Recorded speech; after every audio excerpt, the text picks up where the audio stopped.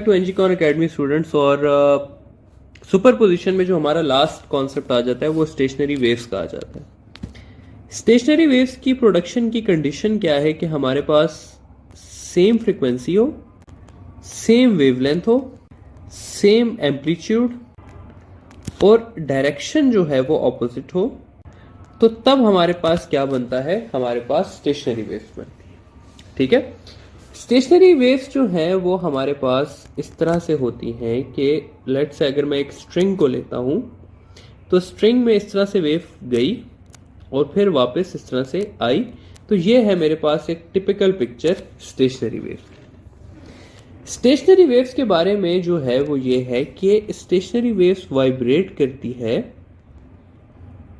In the form of nodes and anti nodes. ठीक है, तो थोड़ा सा नोड्स और एंटी नोड्स के बारे में देख लेते हैं। अगर मैं स्टेशनरी वेव्स की बात करूं तो ये जो ब्लू वाले पॉइंट्स हैं ये आपके पास कहलाते हैं नोड्स, जबकि ये जो रेड वाले पॉइंट्स में ड्रॉ कर रहा हूं यहां पे, ये शो करते हैं आपको एंटी नोड्स।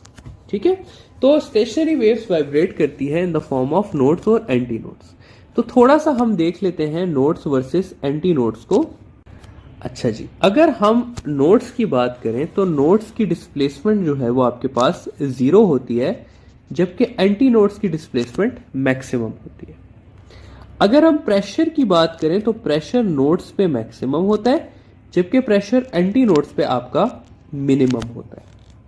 अगर स्ट्रेन की बात करें, स्ट्रेन एनर्जी की, तो स्ट्रेन मैक्सिमम होता है नोड्स पे और मिनिमम होता है एंटी नोड्स पे।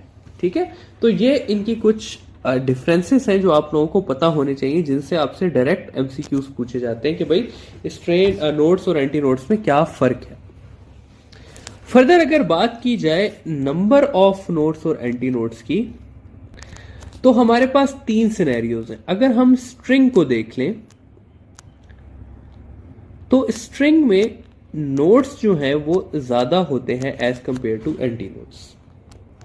अगर हम बात कर लें pipe open at both ends की, तो pipe open at both ends में एंटी नोड्स जो हैं वो ज्यादा होते हैं नोड से।